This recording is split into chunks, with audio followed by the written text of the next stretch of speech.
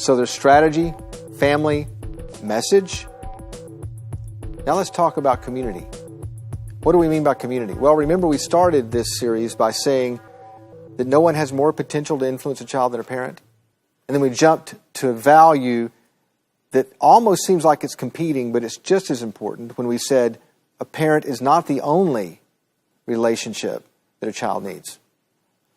What we've understood over the last several years is both of those relationships are important, and they both play a different role in the life of a kid. But it's important for all of us, leaders and parents, to understand the value of community and putting consistent leaders in the lives of kids. I mean, I think I first understood that principle when my oldest daughter played basketball. There was this one game where she literally hit 8 3-pointers in a single game. I was so ecstatic. I mean, I was jumping up and down. We got in the car, and I was like, "You're the best basketball player the world's ever known. You're unbelievable. This is just incredible." And of course, I was kind of taking a little bit of the credit for myself, even though I wasn't a good basketball player. But somehow I was like, you're just a great daughter. That means I'm a great dad. I don't know how it all worked. But in the middle of all that, she looked at me and she said, "Did the coach say anything to you?" I'm thinking, what do you mean, did the coach say anything? I'm your father, and I thought you played a great game. And all of a sudden it dawned on me that she was more concerned about what another adult thought than she was what I thought. That was kind of a defining moment for me as a parent, when I realized that my children actually need, crave, desire approval and direction in their life from other adults other than just me. And that as a parent, not only did I need to be okay with that, I needed to understand the power of that in the lives of my kids. And if I was going to be a smart father or a smart parent, I would actually think in terms of how to be strategic to invite other adults in the life of my kids. And as a church leader, if I put that hat on for just a second, one of the greatest gifts that I can actually give to a child or to a family is to put other adults in their lives that would say the same things, that would reinforce the same things that I say. So, when you elevate community, you do for a few what you wish you could do for more. It's this idea that you make a strategic decision as a leader that you can't do everything for everyone. So instead of giving up, you decide, but I can do something for a few. I can invest my life in a few people and make a difference in their life. And at the end of the day, that difference can be recognized exponentially, because those people, if they take that same mindset, can invest in the lives of others, and we're basically reproducing influence in a number of different ways for the next generation. It's just a simple principle. It's the idea of leading small. We use the phrase lead small because we want everyone to think in terms of getting kids in a smaller context of relationships as you're moving them to the end in mind that we've decided you need to move them to. So how do you lead small? Well, one of the best examples I can find in Scripture in the New Testament is what Jesus did. He literally decided that he would invest the 3 years of his ministry in a handful of disciples so they could understand what it meant to know him, and he could create a place where together they would be physically present in each other's lives, and where it was safe enough for them to dialogue and discuss issues that were complicated. We talked about doubt a while ago. We talked about giving margin in our message and sometimes making sure that we don't say everything so that kids can take that tension and use it for learning. This is the context where doubt, where questions, where difficult situations can be processed the best. Not in the context of a big room full of people, but in the context of a small group where relationships can really happen. When you elevate community, you make a deliberate decision to lead small. Not only that, when you elevate community, you cooperate with something God's already doing.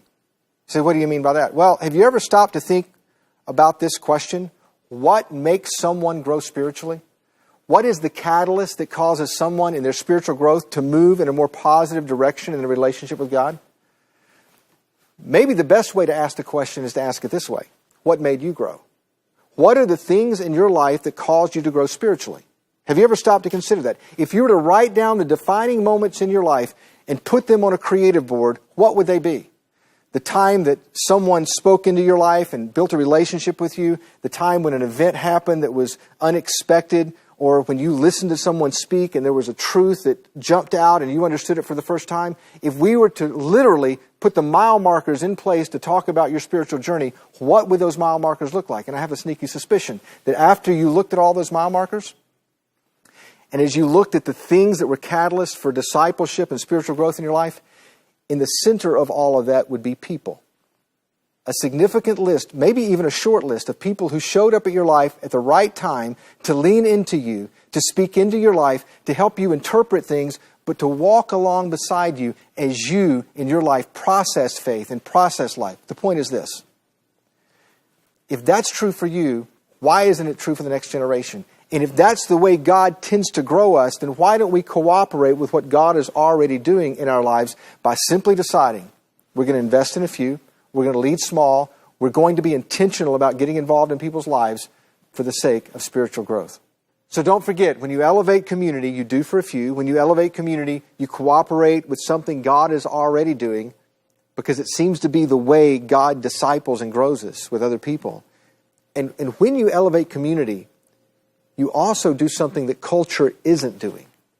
I mean, there's nothing really in culture that can match or compete with the idea of a small group leader in the context of a group of people that have a place to belong and people who believe in them. Now, I mean, you have clubs and you have teams and you have all kinds of things in culture that in some way create a sense of community. But we're talking about something different. We're talking about a very unique dynamic that exists between a handful of people and a consistent leader in their life so they can talk about issues and grow spiritually in their faith. And the reason I say that is because there's a temptation for us in church world to put all of our resources, all of our time, all of our energy into what we consider to be the production or the big room or the big group.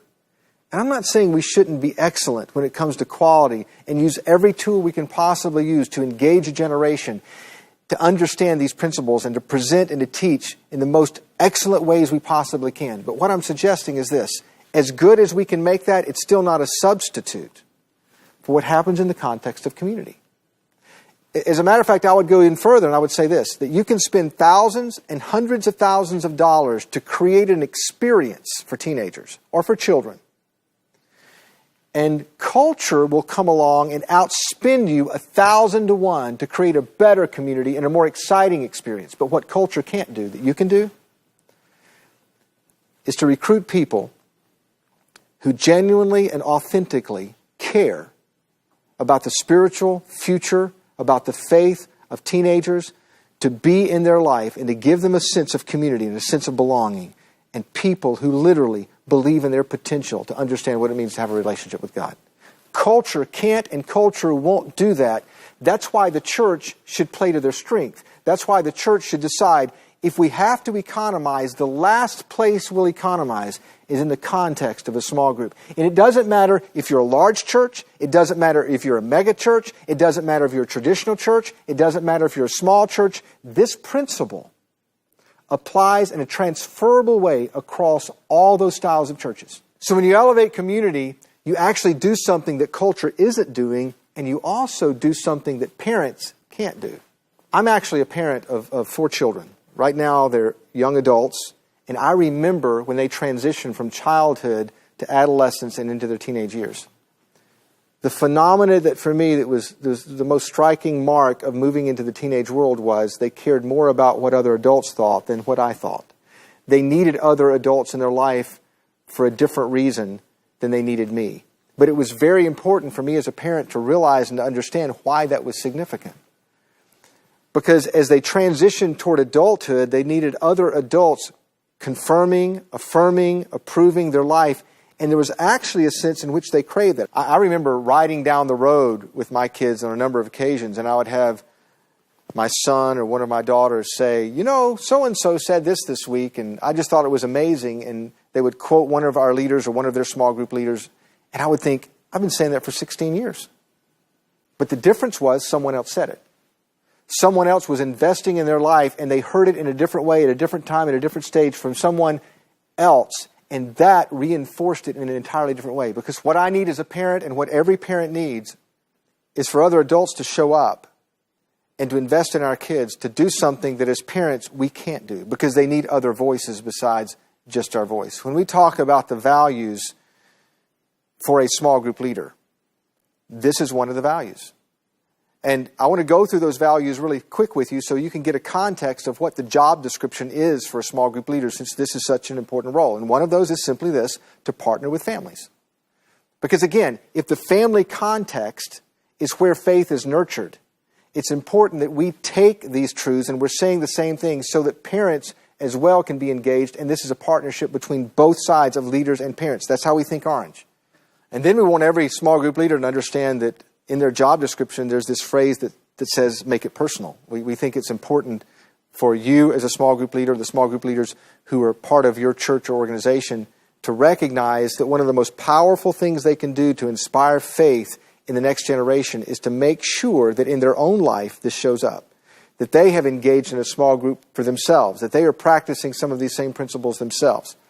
And then there's the idea of being present. That means you're physically going to be there, that you're physically going to be spending time on their turf, that you're physically going to be available so that you're spending quality time with them to get change in your pocket, to earn the right to show them and to connect them to their faith. We just have this fundamental belief that your faith and my faith are best understood in the context of relationships where we're connected with other people. And that outside of those connections, it's difficult to do faith alone. Owning your own faith and doing faith alone are two different things. And then last of all, as we mentioned earlier, that the role of the small group leader is to create a safe place. To clarify the faith of a teenager or a child by allowing them a safe place to be, a safe place to live, so that they can process what this means for them personally. And again, parents can create a safe place and parents can be present, but not in the same way a small group leader can. As a matter of fact, there are some conversations and some discussions that I absolutely am sure my children were able to have with other leaders in their life that was awkward for them to have with me. You say, does that mean I'm a bad parent? No. It just means that your role as a parent is different in the life of a child or a teenager than the role of a small group leader. And there comes a stage and a phase of life where they need to have those conversations with other leaders. I had 3 daughters. Can you imagine any one of my daughters coming up to me and saying, listen, I'm dating this guy and he's kind of making some moves on me that I don't want him to make, and I need you to help me as my dad to understand what to say to him and what to do? I'd probably say to my daughter, you don't need to worry about it. I'll talk to him. No, my daughter at that point needs someone with a different level of objectivity who doesn't own weapons to sit down and to talk. To navigate through these scenarios and situations without the emotional side that I would have attached to that. Why? Because this is a stage of their life when this has to become their own, and they have to have other people leaning into them and helping them understand it. It's just the idea of elevating community so that at the end of all of this, we're connecting everyone to a caring leader and a consistent group of peers so they can do life together in a different way. You see, it's important to think in terms of elevating community because there's a tendency for us to lead big and not lead small. There's a tendency for us to think the bigger the crowd, the more successful we are. And success is not really measured by how many people show up. Success is measured by what happens in the heart. And the reason it's so important to think in these terms is because ultimately, in your role and what you do, it would be very easy to think because people are showing up and you're teaching truth, that that's the measure of success. But there's a difference in teaching truth and discipling someone. And the reason you make a decision to do life with individuals, again, is because that's the way Jesus taught the 12. That's the way intuitively we know that God has designed us to learn about life, to learn about faith in the context of relationships. It's interesting. The Scripture says you should speak the truth in love. That implies that if you're teaching a class, they might be learning information, but if you want them to learn truth in their heart, you've got to create a context, the right kind of relationship, because there are only some truths that are understood in the context of genuine, authentic love.